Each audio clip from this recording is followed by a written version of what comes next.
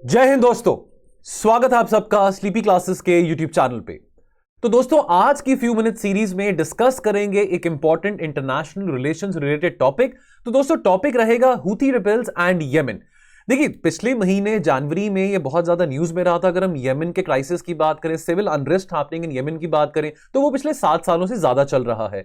लेकिन last month ये क्यों न्यूज में था? बिकॉज लास्ट मंथ 18 जनवरी को एक ऑयल फैसिलिटी में based out of Abu Dhabi in UAE, वहां पे एक ड्रोन अटैक कैरी आउट किया गया था, जिसकी रिस्पॉन्सिबिलिटी हूथी रिबेल्स ने ली थी।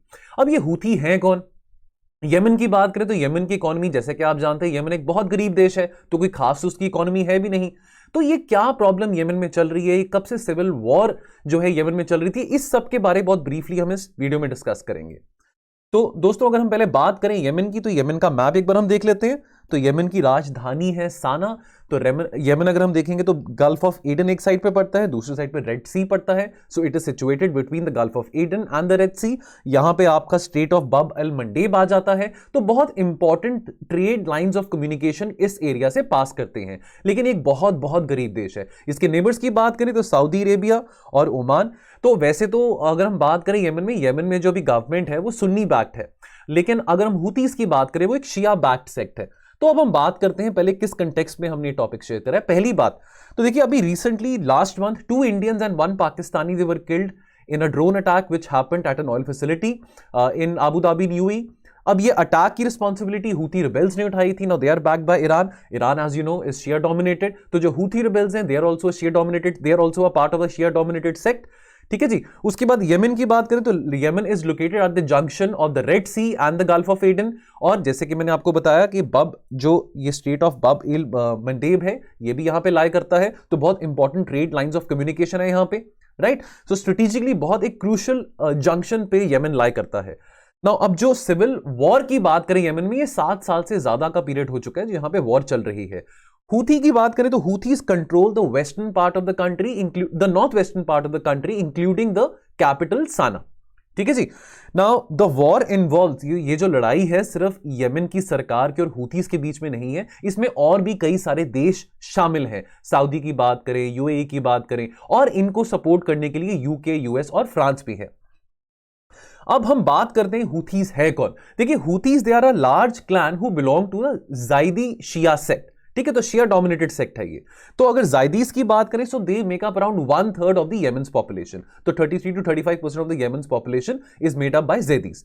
तो इनके जो रूट्स है वो है north western part of Yemen के सादा प्रोविंस में। साना जो है यमन का कैपिटल है, सादा प्रोविंस जो है ये इनका स्ट्रॉन्ग होल्ड है, ये इनका गढ़ है, जहां पे हूथीज जो है ज्यादा डोमिनेटेड है, जहां पे ज्यादा ये रहते हैं, कंसंट्रेटेड है। ठीक है। अब जैदीज की बात करें तो Zaidis they had ruled over Yemen for thousands of years until 1962। तो 1962 के बाद क्या हुआ? जैदीज को ओवरथ्रो किया गया, एक सिविल वॉर हुई, और उसके चलते वहां पे एक गवर्नमेंट स्टैब्लिश करी गई। ठीक है। तो अब ये जो सिविल वॉर की जो प्रॉब्लम थी 1970 तक रही थी। तो हूथी जो क्लैन था, they began to revive the old Zaidi tradition from 1980s onwards. तो 2004 की अगर हम बात करें तो 2004 में हूथीज, तो इन्होंने अपनी जो मूवमेंट है 1990s में बहुत एक्टिवली शुरू कर दी थी। तो 2004 के बाद the Houthis began an insurgent movement against the Yemeni government, against the Yemen government. तो अगर पोस्ट 2004 की बात करें तो Houthis began an insurgent movement against the Yemen. तो जैसे अभी मैंने डिस्कस किया, अब इस मूवमेंट को शुरू करने वाले कौन थे? हुसैन बद्रुद्दीन अल हूथी। तो इन्होंने ये मूवमेंट को अपने भाइयों के साथ अर्ली 1990s में शुरू किया था। 2004 में, अगर सितंबर 2004 की बात करें, इनको असैसिनेट किया गया था। इनको असैसिनेट किया था यमन की सिक्योरिटी फोर्सेस ने। अब उसके बाद बहुत कंफ्लिक्ट रहा between the Houthis and the Yemen Sunni majority government. अब ये है हुसैन बद्रुद्दीन अल हूथी। तो इन्होंने ये मूवमेंट 1990s में, जो हूथी मूवमेंट है, एक्टिवली अर्ली 1990s में शुरू किया था। अब अगर हम बद्र अल दीन हूथी की बात करें, अब ये एक बहुत इन्फ्लुएंशियल जैदी क्लेरिक थे based out of northern Yemen.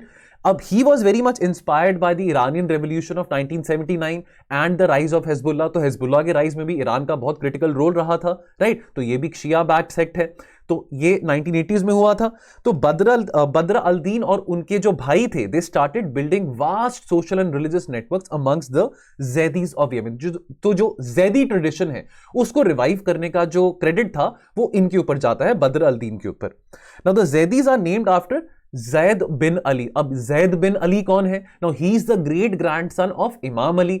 इमाम अली यानी कि प्रॉफिट मोहम्मद के कजन। तो इमाम अली प्रॉफिट मोहम्मद के कजन है, उनके ग्रेट ग्रैंडसन थे जैद बिन अली, जिससे जैदी सेक्ट डराइव हुआ है। Now the roots of the Houthi movement can be traced to believing youth in the early 1990s। तो ये जो बिलीविंग यूथ वाला मूवमेंट है, ये बद्र अल-दीन हूथी ने शुरू किया था इन द अर्ली 1990s। 2004 सितंबर में इनको असैसिनेट करा गया। उसके बाद ये मूवमेंट और ज्यादा एक्टिव होगी, जिसके चलते अगर हम पिछले 7-8 सालों की बात करें तो ये जो सिविल वॉर है, जो सिविल अनरेस्ट है between the Houthis and the Yemenis government, ये और बढ़ चुका है। तो ये है अब्दुल मलिक अल हूथी, ये भाई हैं बद्र अल हूथी के। अब regime of Ali Abdullah Saleh की बात करें तो देखिए ये प्रेसिडेंट थे। Now he was the president until 2012। ठीक है, अब ये यमन के प्रेसिडेंट थे। अब Houthi government turned political and started attacking the corrupt regime of Ali Abdullah Saleh. अब ये माना जाता था कि जो अली अब्दुल्ला सलेह हैं, ये एक पपेट की तरह है अमेरिकन फोर्सेस के हाथ में। अब जब 2001 में जब ट्विन टावर अटैक्स हुए तो अमेरिका ने वॉर ऑन टेरर अनाउंस किया, तो अली अब्दुल्ला सलेह ने भी अमेरिका को सपोर्ट किया on the great war on terror. लेकिन क्योंकि हूथीज को बैक कौन कर रहा था? ईरान बैक कर रहा था, और ईरान और अमेरिका की जैसे आप जानते हैं नहीं बनती है। ठीक है, तो they are rivals, they are traditionally rivals, especially since 1979, since the Iranian revolution. तो जो हूथीज थे वो इस बात को लेकर ज्यादा सपोर्टिव नहीं थे ना। ऑन द अदर हैंड जो हूथीज थे, they were mobilising slogans death to America. So under no way, तो ये हूथीज जो थे ये वहां की सोसाइटी को, वहां के लोगों को भी ये कह रहे थे कि हम सरकार को सपोर्ट नहीं करेंगे against the fight on terror, against the war on terror, because ये वॉर ऑन टेरर अमेरिका ने लॉन्च करा है और हम अमेरिका को सपोर्ट नहीं करेंगे। तो उसके बाद 2004 के बाद जो अली अब्दुल्ला सलेह थे, जो कि वहां के प्रेसिडेंट थे, तो उन्होंने काफी स्ट्रिक्ट ऑर्डर्स पास करे, तो उनकी सिक्योरिटी फोर्सेस ने बद्र अल-दीन हूथी को असैसिनेट किया। ठीक है, so since 2004 the government launched multiple military campaigns in सदा द जैदी स्ट्रॉन्गहोल्ड। तो 2012 में क्या हुआ, एक इंटरेस्टिंग बात आती है। देखिए 2011 में आपको याद होगा अरब स्प्रिंग के बारे, ठीक है, जो ट्यूनीशिया में सिविल अनरेस्ट हुआ था। अब उसके चलते बहुत ज्यादा सिविल अनरेस्ट यमन में भी हुआ। अब उसके चलते अली अब्दुल्ला सलेह को रिजाइन करना पड़ा एज प्रेसिडेंट, ठीक है, in the wake of the Arab spring protest which happened in Tunisia. Now Saleh was succeeded by his vice president, उनका नाम क्या है? अब्द रबू मंसूर हदी। ठीक है, अब उसके बाद एक बड़ी इंटरेस्टिंग बात आती है। सो दोस्तों ये है अली अब्दुल्ला सलेह, तो ये प्रेसिडेंट थे 2012 तक, 1990 से लेकर 2012 तक ये प्रेसिडेंट थे यमन के। अब इसके बाद क्या होता है? अब एक बहुत इंटरेस्टिंग टर्न ऑफ इवेंट्स अब यहां पे आते हैं। अब उसके बाद 2014 के बाद क्या होता है? अब देखिए अब यहां पे हूथी मूवमेंट को फिर से एक रिवाइवल मिलता है 2004 के बाद। तो जब बद्र अल-दीन हूथी को जब असैसिनेट किया गया तो हूथी मूवमेंट पे थोड़ी ब्रेक लग गई, थोड़ी रोक लग गई। अब उसके बाद क्या हुआ, जब अली अब्दुल्ला सलेह जब उन्होंने रिजाइन किया एज प्रेसिडेंट, तो उनके हाथ से पावर चली गई। अब एक इंटरेस्टिंग बात क्या होती है कि अब्दुल्ला सलेह ने ही अलाइड विद द हूथीज के कैसे वो इकट्ठे होके अपने जो अब जो नए प्रेसिडेंट बने थे, प्रेसिडेंट हदी, उनको कैसे ओवर पावर कर सकते हैं। Now the Houthis decided to ally with Saleh and were able to seize the capital of Yemen and overthrow the new president. New president का नाम क्या था? अब्द रबू मंसूर हदी। तो 2015 में ये टैक्टिकल अलायंस दोनों के बीच में बना। अब एक बड़ी इंटरेस्टिंग बात है कि अगर हम अब्दुल्ला सलेह की बात करें तो अब्दुल्ला सलेह तो पहले से बहुत अगेंस्ट थे हूथीज के, उन्होंने तो इतने मिलिट्री कैंपेन्स लॉन्च किए थे, असैसिनेट किया था उनके लीडर को, अब दोस्ती कर ली।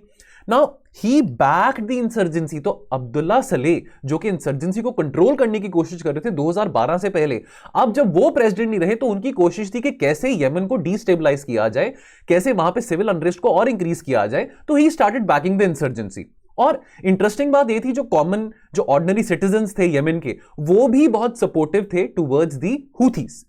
नाउ अब अगर अब जो नया प्रेसिडेंट था, प्रेसिडेंट का नाम क्या है? अब्द रबू मंसूर हदी। Now this chap he fled away from Aden to Saudi Arabia। तो ये वहां पे भगौड़े बन के बैठ गए। ठीक है, 2017 में क्या हुआ, एक बहुत इंटरेस्टिंग बात फिर से होती है, तो ये बहुत मामला पेचीदा बनी जा रहा है। ठीक है, अब 2017 में क्या होता है, अब्दुल्ला सलेह जो कि प्रेसिडेंट थे 2012 तक और जिन्होंने 2014 के बाद दोस्ती करी हूथीज के साथ, वही अब्दुल्ला सलेह अब वो अपनी जो अलायंस थी, अपनी दोस्ती थी हूथीज के साथ तोड़ देते हैं। जब वो देखते हैं कि जो नया प्रेसिडेंट है अब्द रबू मंसूर हदी, जब वो भाग गए हैं, भगौड़े बन गए हैं, तो अब अपना मतलब निकल गया, तो हूथीज के साथ दोस्ती तोड़ दी। और किसके साथ हाथ मिला लिया? अब हाथ मिला लिया सऊदी के साथ, यूएई के साथ, अमेरिका के साथ, और सबसे इंटरेस्टिंग बात उसी प्रेसिडेंट के साथ जिनको भगाया गया था, यानी कि जो अब्द रबू मंसूर हदी थे उसके साथ ही हाथ मिला लिया। तो ये तो देखिए बहुत फनी बात है। उसका नतीजा क्या हुआ, हूतीस को गुस्सा आया, ठीक है, उन्होंने इसको मार दिया, अब्दुल्ला सलेह को मार दिया। He was assassinated by the time of 2017। उनको लगा कि तो हमको धोखा दे रहा है, पहले हमको यूज किया इसने, बाद में हमको ही हमारे साथ ही रिश्ता तोड़ दिया, तो कल को फिर हमारे साथ दोस्ती करेगा, फिर हमको यूज करेगा, तो अब्दुल्ला सलेह को ही मार दिया। तब से लेके आज तक जो अभी प्रेसिडेंट है वो अबद रबू मंसूर हदी ही है। तो ये है अबद Rabbu Mansour Hadi. He is the present president of Yemen since 2012। तो बीच में कुछ टाइम के लिए भाग गए थे, बाद में फिर फ्रेंडशिप होगी अब्दुल्ला सलेह के साथ, फिर बाद में अब्दुल्ला सलेह को मार दिया, अब ये फिर प्रेसिडेंट है। तो it's a very complicated khichdi happening in Yemen from the last 7-8 years। Now, how did Saudi Arabia got involved? अब बात आती है कि सऊदी अरेबिया की इन्वॉल्वमेंट यमन में कहां से आती है। अभी हमने नक्शा देखा था, तो नक्शे में देखा कि सऊदी अरेबिया यमन का पड़ोसी देश है। तो 2015 से जब से अब्दुल्ला सलेह ने दोस्ती करी हुतीज के साथ, जब से हाथ बढ़ाया, तब उनके पास बहुत शय आ गई, वो अपने आप को बहुत ताकतवर फील करना शुरू कर दिया उन्होंने। तो हुतीज के राइज से जो सऊदी था, that got very alarmed, so that sent alarm bells ringing across the Sunni Arab states. तो आप ये भी जानते हैं कि अगर हम सऊदी की बात करें, यूएई की बात करें, तो ये सुन्नी डोमिनेटेड स्टेट्स हैं। यमन की बात करें तो यहां पे सुन्नी डोमिनेटेड मेजॉरिटी जरूर है, लेकिन हुतीज की बात करें या हम जैदीज की बात करें, सो वो शिया डोमिनेटेड है, and 1/3 of the population of Yemen is Shia dominated, ठीक है। तो जो ये सुन्नी शिया कन्फ्लिक्ट है वो यमन में आ गया। Now the Saudi led coalition was backed by America, UK and France, by the western powers, and they launched air campaign in Yemen. उनको लगा कि चलो 2-3 हफ्ते में इनको भगा देंगे, हुतीज को, इनको मार मुर देंगे। लेकिन जो उन्होंने कैंपेन 2014-2015 से शुरू किया, आज 7 साल हो गए, 2022 आ गया कि ये कैंपेन खत्म होने का नाम ही नहीं ले रहा। ये जो उन्होंने कैंपेन 2015 में शुरू किया था। Now the coalition troops were able to drive out the Houthis from the south of Yemen. However, जो उनका गढ़ था, जो उनका स्ट्रॉन्ग होल्ड था, जो नॉर्थ यमन की बात करें, नॉर्थ वेस्ट यमन की बात करें, वहां से अभी भी इनको हटाने में वो सक्षम नहीं हुए हैं। जो सऊदी कोलिशन है, जो सऊदी फोर्सेस हैं, वो अभी भी जो हुथी रिबेल्स हैं, जो नॉर्थ और नॉर्थ वेस्ट यमन में बैठे हुए हैं, उनको अभी भी हटाने में सक्षम नहीं हुए हैं। अगर हम सऊदी अरेबिया की बात करें, this shares a border of more than 1300 kilometres with Yemen, ठीक है। तो 2019 से अगर हम बात करें, सऊदी और हुतीज के बीच में फिर एक कंफ्लिक्ट चल रहा है over the control of the मारिब province. देखिए मारिब प्रोविंस ये है, तो ये भी नॉर्थ यमन में आ जाता है। तो ये जो मारिब प्रोविंस है, ये अभी फिलहाल ओनली गवर्नमेंट स्ट्रॉन्ग होल्ड है, जो कि नॉर्दर्न यमन में, यानी कि गवर्नमेंट का जो अगर नॉर्दर्न यमन में किसी भी टेरिटरी के ऊपर या किसी भी प्रोविंस के ऊपर कंट्रोल है, तो वो है मरीब। अब जो मरीब है, this houses vast oil and gas infrastructure, तो बहुत क्रूशियल है यमन की इकोनॉमी के लिए। तो ये जो भी एरिया है, अभी फिलहाल तो गवर्नमेंट के कंट्रोल के अंडर है, लेकिन ये एरिया बहुत वल्नरेबल भी है, क्योंकि हुथीज और यमन की सरकार के बीच में इस एरिया को लेकर लड़ाई चल रही है, और यहां पे जो सऊदीज हैं वो भी यमन की सरकार को पूरा सपोर्ट कर रहे हैं। अब बात आती है यूएई इन्वॉल्व बीच में क्यों हुआ, बिकॉज अभी हमने न्यूज में पढ़ा कि जी जो ड्रोन अटैक किया गया था वो यूएई की एक ऑयल फैसिलिटी पे किया गया था। तो यूएई बीच में कैसे इन्वॉल्व हो गया? तो यूएई इज आल्सो, यूएई की अगर बात करें, यूनाइटेड अरब एमिरेट्स की बात करें, so this has also been a member of Saudi led coalition since March 2015। तो 2019 में यूनाइटेड अरब एमिरेट्स ने अनाउंस किया कि भाई चलो, अब 2015 से वो सऊदी कोलिशन का पार्ट था, अब 2019 में उन्होंने अनाउंस किया कि भाई हम अपने आप को विड्रॉ कर रहे हैं, हम रिट्रीट कर रहे हैं as a part of a UN led peace process. तो उनके हिसाब से एक बहुत स्ट्रेटेजिक एक प्लान था कि वो अपनी जो फोर्सेज हैं, जो उन्होंने वहां पे डिप्लॉय करे थे यमन में, उसको वापस बुला रहे हैं as a part of a peace process. लेकिन अभी हाल ही में, पिछले कुछ 1 महीने की बात करें, there has been a conflict between the UAE backed forces and the Houthi rebels. Now, अब UAE backed साउथ यमन में एक और मिलिशिया है by the name of Giants Brigades, ठीक है। Now they launched an aggressive attack in the oil rich southeastern province of Shabwa, ठीक है। अब अगेन ये कंफ्लिक्ट आता है हुदीज और जायंट ब्रिगेड्स के बीच में। तो जायंट ब्रिगेड्स को बैक करने वाला कौन है? यूएई है, ठीक है। तो इस करके हुदीज ने बदला लेने के लिए रिटेलिएट किया by attacking on their oil facility, because Houthis जो हैं वो पूरे यमन के ऊपर कब्जा करना चाहते हैं। अभी तो उनका जो स्ट्रॉन्ग होल्ड है नॉर्थ और नॉर्थ वेस्टर्न यमन पे है, बट वो साउथ यमन को भी कंट्रोल करना चाहते हैं। और ये कोई पहली बार नहीं है हुदीज ने यूएई के ऊपर अटैक किया, इससे पहले भी हुदीज ने 2018 में भी यूएई के ऊपर अटैक किया था, ठीक है। तो उस टाइम पे क्या हुआ था कि जो यूएई बैक्ड फोर्सेस थे, they had made advances on the red sea coast then. तो अगर रेड सी कोस्ट की हम बात करें, अगर आप मैप देखेंगे, तो again that is close towards the northern Yemen, ठीक है। अब following the drone attack on January 19, 2022, the Saudi coalition announce that अब उन्होंने फिर से अग्रेसिवली एयर स्ट्राइक्स लॉन्च कर दी हैं targeting the rebel held region of Sanaa, Sanaa यानी कि जो राजधानी है यमन की। नाउ अब सवाल यह आता है कि हूथीज ने टारगेट क्यों किया यूएई के ऊपर। तो जैसे मैंने भी डिस्कस किया कि ये पहली बार नहीं है, 2018 में भी हूथीज ने टारगेट किया था यूएई के ऊपर। तो अब हमने ये भी पढ़ा था कि 2019 तक यूएई ने अपने ट्रूप्स को पुल आउट कर दिया था यमन में से। अब उन्होंने बोला कि this is the part of UN led peace process, लेकिन बैकआउट करने के बाद उन्होंने क्या किया यूएई ने भी, तो यूएई ने भी यहां पे चालाकी दिखाई। और अगेन थोड़ी बहुत फनी बात यहां पे आती है, तो UAE troops they started banking another militia group by the name of Southern Transitional Council. अब ये जो Southern Transitional Council है, this is again a group of rebels. अब they are based in Aden. Now they are fighting. तो UAE एक ऐसे group को support कर रहा था who are fighting a Saudi-backed government forces of President Hadi. तो टेक्निकली तो UAE जो था वो सऊदी का दोस्त था, कोलिशन पार्टनर था। अब वो एक ऐसे ग्रुप को सपोर्ट क्यों कर रहा है जो कि वो भी ऐसे ग्रुप को सपोर्ट कर रहा है जो कि अगेंस्ट है, against a Saudi back group. तो ये एक बहुत कॉम्प्लिकेटेड बात आ जाती है कि Saudi back government forces of president Hadi जो है, तो सऊदी बैक है तो यूएई को तो उसी ग्रुप को सपोर्ट करना चाहिए था, लेकिन उसके जो एंटी ग्रुप है सदर्न ट्रांजिशनल काउंसिल, तो यूएई उसको सपोर्ट कर रहा है। Now during this period the Houthis stayed away entirely on the Saudi Arabia and the Saudi backed forces inside Yemen. अब यहां पे जो जाइंट ब्रिगेड्स की बात आती है, giant brigades is another militia group. Now this is largely made up of southern Yemenis which is again backed by UAE. तो यहां तक तो ठीक था।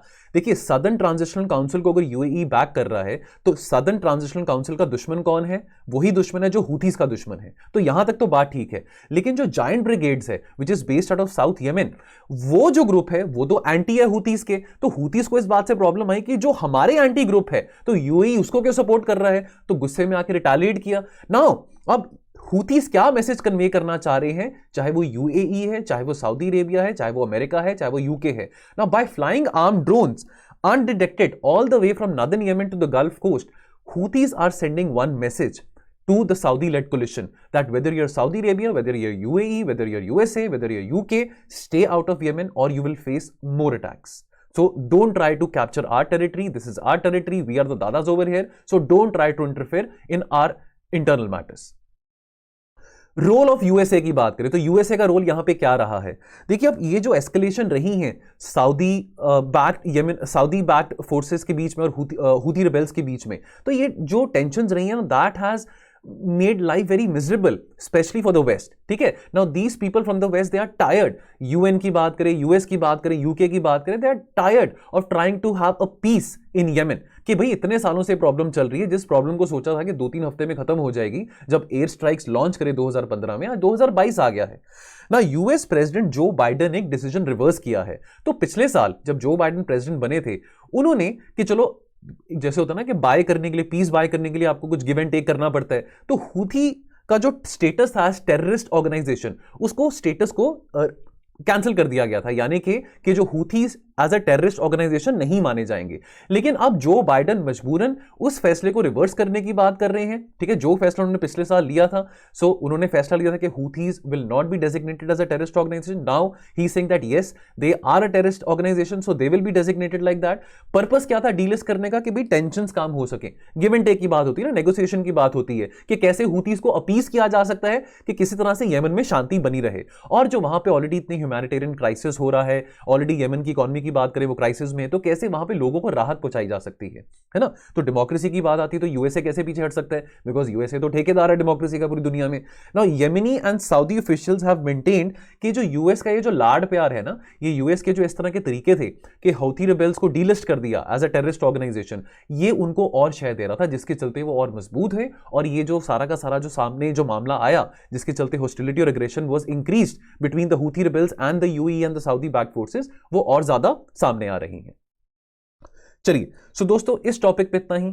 तो मिलेंगे बहुत जल्द एक और नए टॉपिक के साथ in the few minute series. तो आप अपना ख्याल रखिए और पढ़ते रहिए। Thank you so much. जय हिंद।